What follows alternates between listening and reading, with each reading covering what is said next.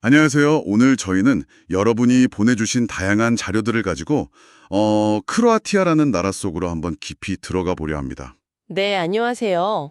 역사 기록부터 최신 분석, 인물 이야기, 또 온라인 커뮤니티 추천까지 정말 다채로운 정보들이 모였는데요. 이걸 통해서 크로아티아의 역사, 또 주요 인물들, 그리고 그 문화의 매력을 함께 짚어보겠습니다. 네, 저희 목표는 이 정보들 속에서 가장 핵심적인 통찰, 그리고 좀 흥미로운 사실들을 뽑아내서요. 여러분이 크로아티아를 좀 더 입체적으로 이해하실 수 있도록 돕는 겁니다. 네, 맞습니다. 크로아티아가 정말 여러 역사의 층위를 가진 것이잖아요. 그렇죠. 고대 로마 유산부터 시작해서 꽤 복잡했던 20세기를 지나서 이제 현대 유럽의 일원이 되기까지 보내주신 자료들 보면서 그 매혹적인 이야기를 한번 풀어가 보죠. 좋습니다. 그럼 이야기의 시작점, 고대 로마 시대로 한번 가볼까요? 특히 아드리아 해안가에는 로마 제국의 영향이 아주 짙게 남아있다고 하죠. 맞아요. 가장 대표적인 게 아마 스플리트에 있는 디오클레티아누스 궁전일 텐데요. 아, 그 유명한 궁전이요? 네, 로마 황제가 은퇴하고 나서 살려고 지은 건데 이게 그냥 궁전이 아니라 뭐랄까 하나의 작은 도시 같은 복합 공간이었어요. 도시요? 궁전 안에요? 네, 중요한 건 이게 그냥 오래된 유적이 아니라 지금도 그 안에 사람들이 살고 가게도 있고 뭐랄까 살아 숨쉬는 역사 공간이라는 거죠. 로마 시대 건물이 지금까지 도시의 심장부 역할을 한다는 게 참 대단한 것 같아요. 와, 정말 특별하네요. 그리고 플라에 있는 그 거대한 원형 연기장이나 포레치 유프라시아 바실리카 같은 유적들도 마찬가지예요. 이게 단순히 오래된 건물이 아니라 이 지역이 고대부터 얼마나 중요한 문명의 교차로였는지를 보여주는 증거이기도 하고요. 또 오늘날 크로아티아의 정체성이나 관광 산업에서도 아주 중요한 부분을 차지하죠. 그렇군요. 로마 유산이 해안 지역 문화에 뿌리 깊은 기반이 된 거네요. 그렇죠. 그렇게 볼 수 있습니다. 로마 시대 이후에는 7세기쯤에 슬라브족의 한 갈래인 크로아티아인들이 이 지역에 정착하기 시작한다고요? 네, 기원에 대해서는 여러 이야기가 있지만 아무튼 7세기 무렵 발칸만도에 자리 잡았다는 건 분명해 보입니다. 초기에는 이제 동로마 제국의 영향으로 정교를 받아들이기도 했는데 8세기 이후로는 서쪽 프랑크 왕국의 힘이 강해지면서 점차 카톨릭 문화권으로 편입이 돼요. 아, 종교가 바뀌는군요. 네, 샤르마뉴 대제 시기인 803년쯤부터 카톨릭 개종이 본격화됐고 닌이라는 도시에 크로아티아 최초의 카톨릭 교구가 세워지면서 중세 크로아티아 정체성 형성에 아주 중요한 역할을 하게 됩니다. 바로 이 시점에 크로아티아 역사에서 정말 빼놓을 수 없는 인물이 등장하죠. 초대 국왕으로 알려진 토미슬라브. 여기가 정말 흥미로운 지점인데요. 네, 맞아요. 10세기 초 토미슬라브는 당시에 여러 세력들이 막 힘겨루기를 하던 이 지역에서 세력을 키웠습니다.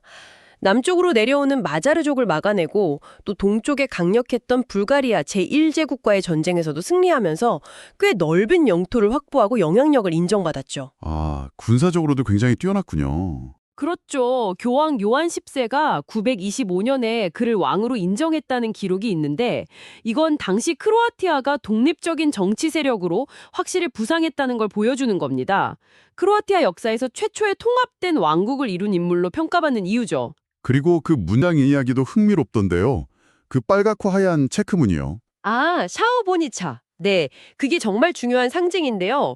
토미슬라브 왕이 사용했다고 전해지는 이 문양이 1000년 가까이 지난 오늘날에도 크로아티아 국기의 중심 디자인으로 쓰이고 있거든요. 와, 1000년이네요. 대단하네요. 네, 국기에 보면 5개의 작은 방패 문양 왕관 아래에 이 체크 무늬가 그려져 있는데 이게 크로아티아의 역사적 연속성이랑 또 지역적 다양성을 함께 보여주는 아주 강력한 국가 상징으로 남아있는 거죠.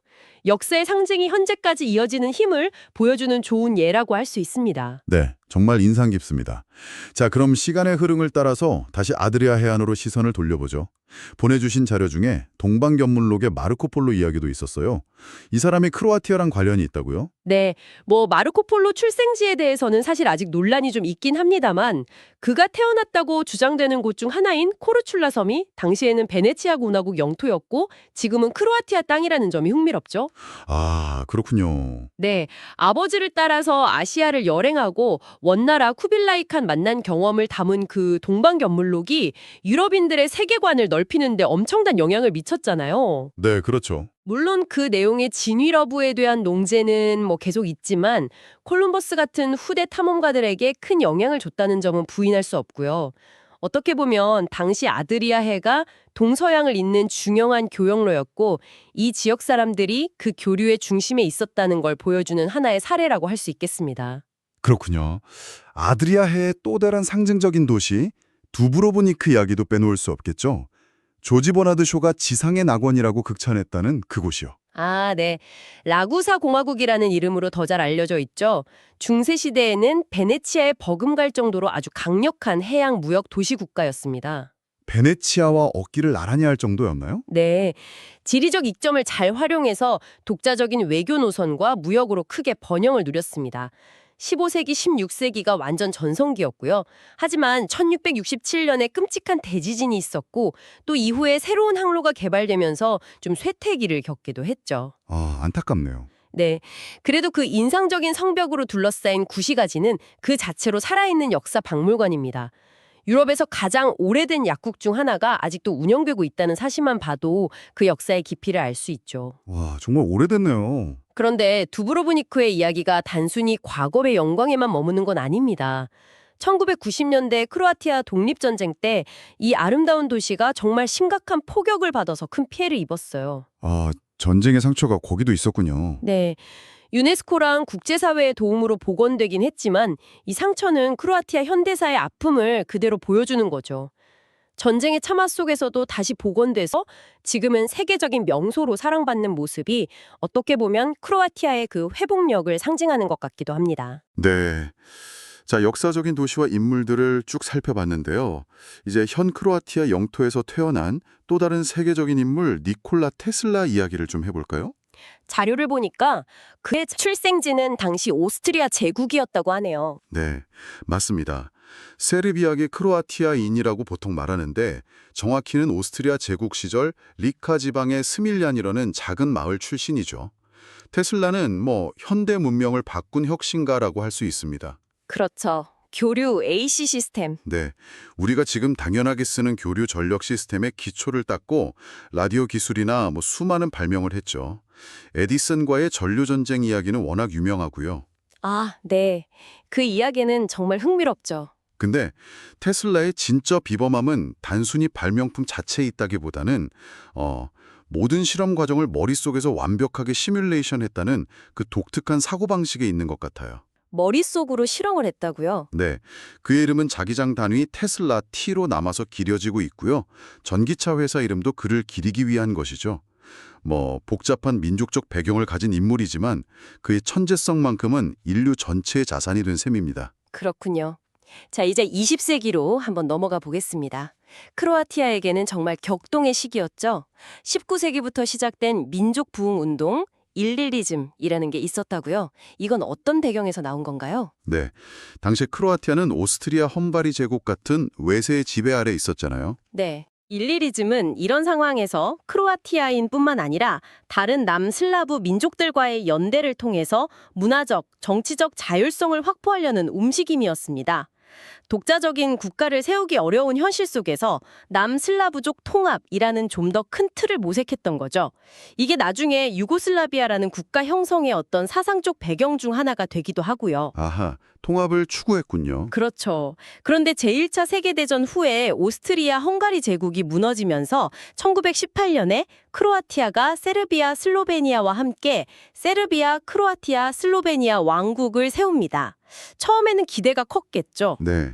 하지만 현실은 좀 달랐습니다. 세르비아 중심의 정책 운영에 대한 불만이 점점 커졌어요. 결국 1929년에 국왕이 아예 국명을 유고슬라비아 왕국으로 바꾸고 중앙 집권을 강화해버리니까 크로아티아 민족주의자들의 반발은 더욱 거세졌고 이게 더 큰 갈등의 씨앗이 되고 맙니다. 그러다가 제2차 세계대전이라는 더 끔찍한 시기가 찾아오는군요. 나치 독일의 침공 이후에 크로아티아 독립국 NDH라는 괴뢰 정권이 세워졌다고요? 네, 안테 파벨리치가 이끌었던 파시스트 정권, 보통 우스타시아라고 알려져 있죠. 이 NDH는 극단적인 민족주의를 내세우면서 정말 끔찍한 인종 청소를 자행했습니다. 인종 청소요? 네, 세르비아인, 유대인, 로마, 집시, 그리고 심지어 정권에 반대하는 크로아티아인들까지 수많은 사람들을 학살했어요. 야세노바츠 수용소가 그 잔혹함을 상징하는 장소입니다. 희생자 숫자에 대해서는 여전히 논쟁이 있지만 중요한 건 이 시기에 벌어진 대규모 폭력과 학살이 크로아티아와 주변 민족들 사이에 정말 깊은 상처와 불신을 남겼다는 사실입니다. 이 기억이 훗날 유고슬라비아 내전의 비극적인 배경이 되기도 하고요. 정말 가슴 아픈 역사네요. 이 어두운 시기에 저항의 상징으로 떠오른 인물이 바로 요시프 브로즈 티토죠. 그 역시 크로아티아 출신이고요. 그렇습니다. 크로아티아 쿰로베츠 출신의 공산주의자 티토는 여러 민족으로 구성된 파르티잔 부대를 이끌고 나치 독일과 그 협력자들에 맞서 싸웠습니다. 파르티잔이요? 네. 그의 파르티잔은 당시 외부의 직접적인 도움 없이 유고슬라비아를 해방시킨 거의 유일한 저항 세력이었어요. 이게 전후에 티토가 강력한 지도력을 확보하는 아주 중요한 기반이 되었죠. 전쟁 후에 유고슬라비아 사회주의 연방공화국을 수립하고 수십 년간 통치했습니다. 티토의 유고슬라비아는 좀 독특했다고 들었는데요. 네, 여러 면에서 그랬죠. 1948년에는 소련의 스탈린과 딱 결별하고 독자적인 사회주의 노선을 걸었고요. 인도나 이집트 같은 나라들과 함께 비동맹 운동을 주도하면서 국제 무대에서도 꽤 중요한 역할을 했습니다. 아, 비동맹 운동의 핵심이었군요. 네. 국내적으로는 형제애와 단결이라는 구호를 내세우면서 여러 민족들을 강력하게 묶여두려고 했죠. 하지만 그 과정에서 민족주의 운동, 예를 들면 1971년 크로아티아의 봄 같은 움직임을 아주 강하게 탄압하는 등 권위주의적인 통치를 했고요. 또 카톨릭 교례와의 갈등이라든지 개인적인 사치 같은 비판받는 측면도 분명히 있었습니다. 양면성이 있었네요. 그렇죠. 그의 강력한 카리스마가 유고슬라비아를 유지시킨 힘이었지만 역설적이게도 그가 사망한 1980년 이후에는 그가 억눌렀던 민족 갈등이 결국 폭발하는 하나의 원인이 되기도 했습니다. 티토 사후에 결국 유고슬라비아가 해체의 길로 들어서고 1991년에 크로아티아가 독립을 선언하게 되는군요. 네. 하지만 그 독립선언이 곧 평화는 아니었습니다. 유고슬라비아 연방군과 세르비아계 세력의 개입으로 인해서 정말 참혹한 전쟁, 즉 크로아티아 독립전쟁이 발발했죠. 독립전쟁. 크로아티아에서는 이걸 조국전쟁, 도모빈스키랏이라고 부르면서 외세의 침략에 맞선 전쟁으로 규정합니다. 수년간의 전쟁으로 수많은 인명피해와 도시 파괴가 발생했고 부코바르 함락이나 아까 말한 두브로브니크 포격 같은 비극적인 사건들은 정말 깊은 상흔을 남겼습니다. 전쟁의 성격에 대한 논쟁도 있다고 하던데요. 네, 이게 내전이냐 국제전이냐 하는 논쟁은 여전히 있습니다만 어쨌든 크로아티아인들에게는 국가의 존립을 건 투쟁이었던 거죠. 그 상처가 깊었겠네요. 네, 아주 기뻤죠. 하지만 그 전쟁의 폐허 속에서 크로아티아는 재건에 힘썼고 독립국가로서의 길을 꾸준히 걸어왔습니다. 2009년에 나토에 가입했고 이어서 2013년에는 유럽연합 EU의 28번째 회원국이 되면서 서방 세계의 일원으로 확실히 자리매김했죠. 전쟁의 상처를 딛고 안정과 번영을 추구하려는 크로아티아의 노력을 보여주는 겁니다. 그리고 비교적 최근인 2023년에는 유로화를 도입하고 쉥겐 조약에도 가입하면서 유럽 통합에 한 걸음 더 다가갔죠. 이 변화는 어떤 의미가 있을까요? 네, 유로존과 쉥겐 지역 가입은 경제적으로나 상징적으로나 아주 큰 의미가 있습니다. 이제 환율 변동 위험 없이 다른 유로존 국가들과 더 자유롭게 교역할 수 있게 됐고 관광객 유치에도 훨씬 유리해졌죠. 특히 크로아티아 경제에서 관광 산업이 차지하는 비중을 생각하면 이건 정말 중요한 변화입니다. 아, 관광에 큰 도움이 되겠네요. 그렇죠. 국가 신용도 상승 효과도 기대할 수 있고요. 물론 유로화 도입 초기에 물가가 좀 오르는 것에 대한 우려나 아직 해결해야 할 경제적인 과제들, 예를 들면 좀 높은 공공부채 비율 같은 문제들도 남아있긴 합니다. 네. 하지만 그럼에도 불구하고 이건 크로아티아가 유럽 공동체 내에서 완전한 이론으로 나아가려는 강한 의지를 보여주는 아주 중요한 발걸음이라고 할 수 있습니다. 네, 역사의 큰 흐름을 쭉 따라왔는데요. 마지막으로 문화, 특히 문학 쪽을 살짝 엿볼까요? 위키백과 자료랑 레딧 추천 목록을 보니까 현대 작가들의 활동도 꽤 활발한 것 같더라고요. 네, 맞아요. 크로아티아 문학은 르네상스 시대부터 꾸준히 발전해 왔습니다. 특히 20세기 이후에는 그 복잡한 역사적 경험을 바탕으로 해서 다양한 주제와 형식을 탐구하는 작품들이 많이 나왔어요. 현대 작가들은 어떤가요? 레딧에서 언급된 걸 보면 크리스티안 노박, 미로 가브란, 슬라벤카 드라쿨리치 같은 작가들이 현대 크로아티아 사회의 모습이나 역사적 트라우마, 또 정체성 문제 같은 것들을 다루면서 국제적으로도 꽤 주목받고 있는 것 같습니다. 뭐 범죄 소설, 판타지, 역사 소설 등 장르도 아주 다양해졌고요. 그렇군요. 문학을 통해서도 현재를 이야기하고 있네요. 네, 크로아티아 사회가 과거를 성찰하고 현재를 이야기하는 방식이 문학을 통해 아주 풍부하게 나타나고 있다고 볼 수 있겠죠. 자, 오늘 정말 방대한 이야기를 따라왔습니다. 로마 시대 유적부터 중세 왕국, 라구사 공화국의 번영, 그리고 테슬라와 티토 같은 걸출한 인물들, 또 20세기의 그 격동적인 전쟁과 분열, 그리고 마침내 유럽의 일원이 된 현재까지 이 모든 것을 관통하는 핵심은 뭘까요? 크로아티아는 지리적으로나 문화적으로나 지중해와 중부 유럽이 딱 만나는 아주 독특한 교차로에 위치해 있잖아요. 네, 그렇죠. 위치가 참 절묘하죠. 네. 그래서 오랜 세월 동안 정말 다양한 문명의 영향을 받았고 때로는 강대국들의 각축장이 되기도 했습니다. 이런 끊임없는 외세의 지배와 분쟁 속에서도 고유한 정체성을 지키고 또 발전시켜온 그 회복력, 이게 크로아티아 역사의 가장 중요한 특징 중 하나가 아닐까 생각합니다. 회복력. 네, 복잡하고 때로는 정말 고통스러운 과거를 안고 있지만 이걸 바탕으로 유럽 공동체 안에서 미래를 만들어가려는 노력이 현재 진행형으로 계속 이어지고 있는 거죠. 오늘 저희가 살펴본 것처럼 그 깊은 역사적 배경, 특히 반복되어 온 민족 갈등의 기억은 현대 크로아티아에게도 여전히 중요한 과제일 것 같습니다. 여기서 청취자 여러분께 마지막으로 질문을 하나 던져보고 싶습니다. 네. 크로아티아가 과거의 상처를 딛고 진정한 국민 통합을 이루면서 유럽이라는 더 큰 공동체 안에서 번영하기 위해 앞으로 어떤 도전과 기회들을 마주하게 될까요?